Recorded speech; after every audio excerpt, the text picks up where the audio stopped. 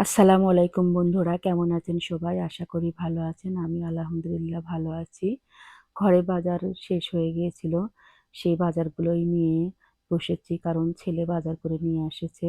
আজকে আমি আর বাজারে যাই নাই। কারণ বাজারটা সবসময় আমি নিজেই করি।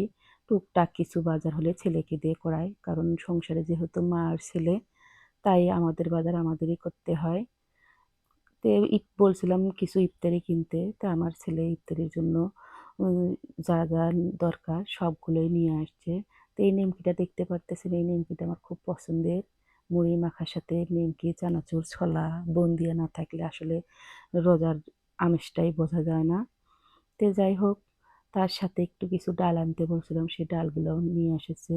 তা ছেলে বড় হয়ে আলহামদুলিল্লাহ অনেকটাই আমার উপকার আসে।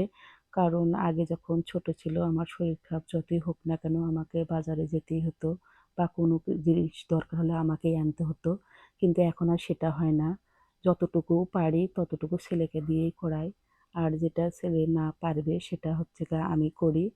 তে সবাই ভালো থাকবেন, সুস্থ থাকবেন। সবাইকে রমজান মোবারক।